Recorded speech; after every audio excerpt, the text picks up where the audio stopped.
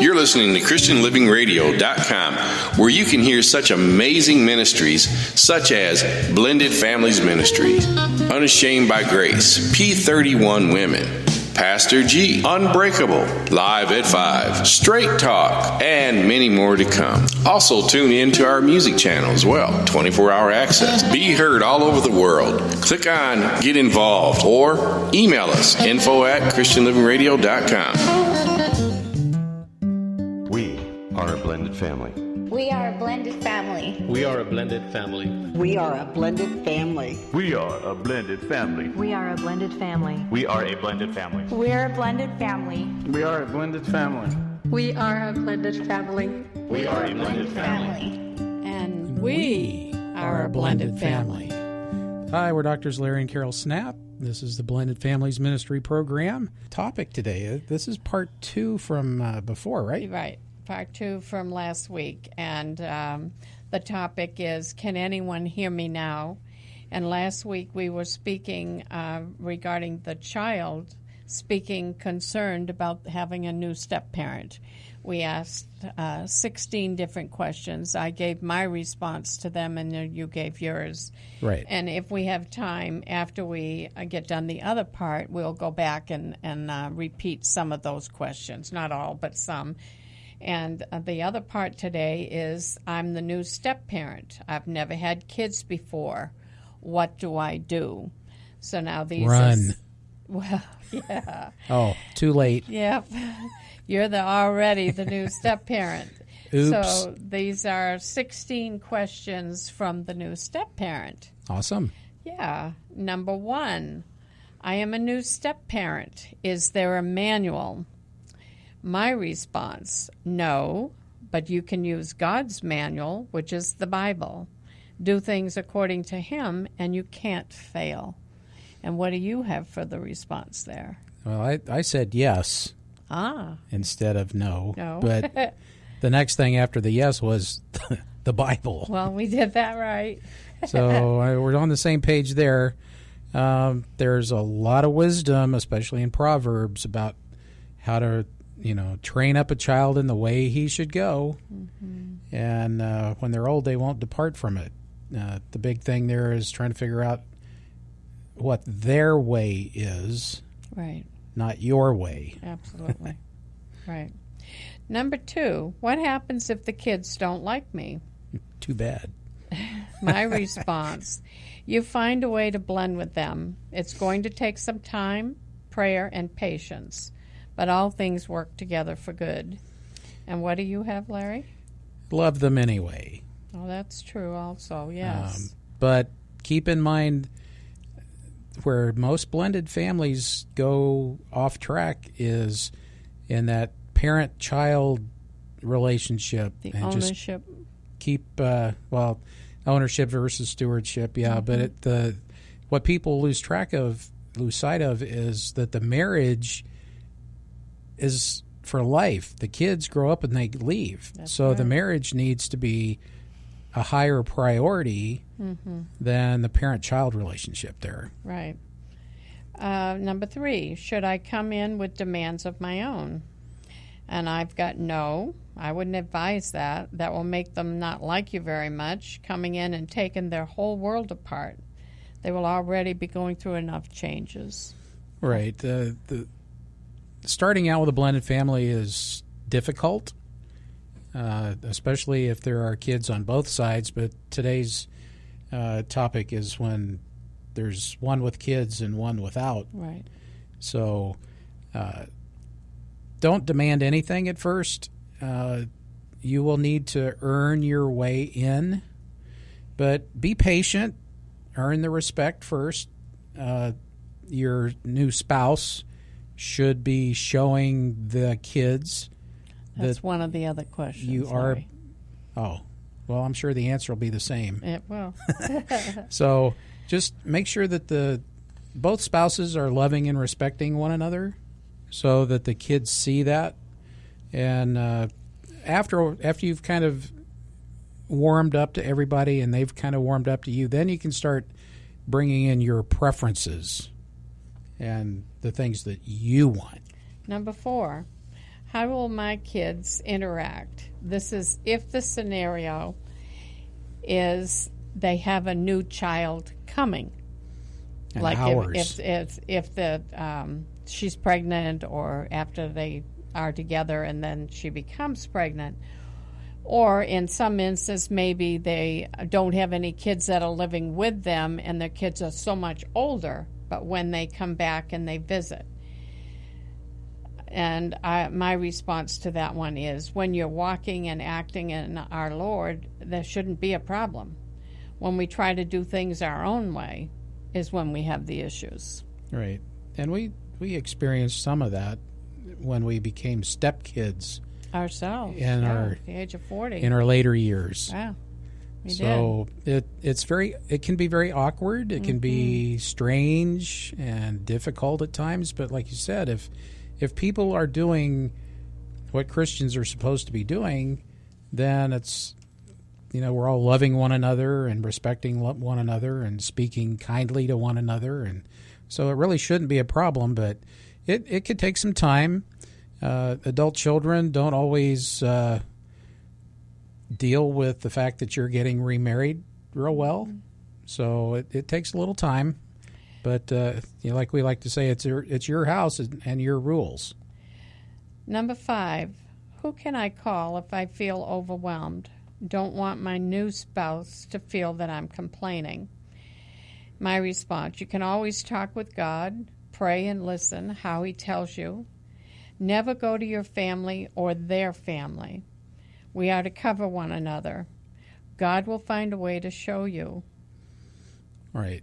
I said, this is where it is critical for Christians to be still and know I am God. That's right. There's never a crisis in the kingdom. So if we focus on God and share our trials and tribulations with Him, our concerns, and that feeling of being overwhelmed and those kind of things, that's when we go to God. And He will give us peace in our spirits. Number 6, will I be respected by them, which meaning the new spouse, and the kids? My response is, if you don't come in as a dictator, and this is where we talk about the other, you must earn respect. So to get it, you must first give it and actually show it. Right. And I kind of broke it down between the ladies and the husbands here, the wives and the husbands. Okay. So, ladies, show everyone, not just the spouse, but show everyone that you respect your new husband. That's like your friends, your parents, siblings, right. your parents, grandparents. Let everybody know you really respect this guy. And then they will. There may be some that disagree with you, but that's okay. Still respect him and show that. And husbands, show everyone that you love your new wife, which that's Ephesians 5:33 there. Now, you mentioned the word dictator, and so did I. Again, good minds or great minds think alike, right? Or even good minds. But the thing is, dictators are obeyed. Right. Out of fear of death, mostly. But servant leaders who are Christ-like are followed out of love and respect. That's true. Very good. Okay, number 7. Don't want to overdo, not look like I'm taking the place of their parent, only another person to love them and to help them. And I've got, yes, but you need to tell them that. You are not there to try to be take the place of their mom or their dad. I'm just another person that will love you because your mom or your dad obviously can't be with you all the time. So I'm just someone else that will be here to help you get through anything that you might need my help with. Right. And this is especially true when there's a divorce rather than, like one spouse dies. Because after the divorce, you still, in most cases, have the co-parent. Right. As well as the new well, the bio parent and the new step parent and so forth. So it really gets complicated, and that's why blended families have struggles so much. But one of those new labels that's being thrown around a lot is bonus parent or bonus kid. I heard that last week. I don't know where that came from. Yeah. So if you look, I guess if they want to call them themselves that's up to them. and a lot of this is attitude, I think. Yeah. You know, if you're looking at yourself as a bonus parent or someone else's kids as bonus kids, then you're looking at things as more of being a good steward of God's kids in this case, or the gift that God has given you in a spouse. Right. So it really is important to have the right kind of an attitude here. Right. Number 8, how should I handle it if they're taking advantage of me? And I've got here, tell them and your new spouse gently that is how you feel. And hopefully with a little adjusting here and there, you'll be fine. But the main thing is to be in agreement with your spouse. If you feel you are being taken advantage of, you need to talk to him about it. Right. Not be upset, but just discuss it. Right. It's not necessarily something to be angry about, but it's something that the other party needs to be aware of. Right. Because it's, their kids that are doing this in this instance. But again, make sure you and your spouse are on the same page. Like you said, be in agreement about the day-to-day things that are going on in the home. Let your spouse know the kids are playing games with you. Yeah. But understand that is normal. The testing. They will exploit whatever weaknesses you show them. They'll be testing. Oh, yeah. They will test and test and test and test. And they'll keep testing until they find something.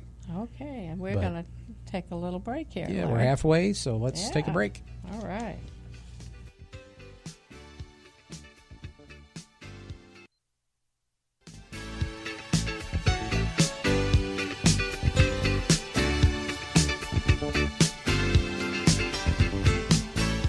Shayna Water, a small family-owned business since 1985, provides pure drinking water for residential and businesses in Tucson and the Phoenix area. No contracts, no installation fees, no maintenance fees. It's only $20 a month. For more info, go to their website at Shayna Water. That's SHAYNA water.com. Or call Mandy at 520-578-3280. That's 520-578-3280. Mention you heard about them on this radio program. That's Blended Families Ministry Program. They've been serving our family for over 10 years. Armour Fine Properties at Berkshire Hathaway Home Services is a proud supporter of Blended Families Ministry. Armour Fine Properties offers many services and programs including first-time home buyers, down payment assistance, dream home buyers, move-up and move-down buyers, investment buyer strategies, first-class listing services, and so much more. 602-396-5246. Their website, forsaleinthevalley.com. Forsaleinthevalley.com to get started today. Yeah, we're back. All right. Number 9, Larry. Should I come in and change everything to what I like? For example, rearrange the furniture, change the family things, maybe the way they do things, even change the food items, change the chores, and actually have a comment on how people are dressing. My comment would not advise that. You'll make everybody mad. Even the pets, if there are any, don't move the dish. Yeah. Who moved my cheese? Yeah. Slowly discuss those kinds of things with your spouse and even with the kids if you feel. But do not come in and immediately start doing that. Yeah, we've heard stories where some new spouse comes in and starts taking down all the family pictures and stuff like that, and they're the new guy here, or the new gal. And it's hard, especially with kids, to see all that. Well, it's like their world has already been upside down, but to see it even destroyed even more is it's not good. Yeah, and it's just not appropriate to do that. But my response here is a lot like yours.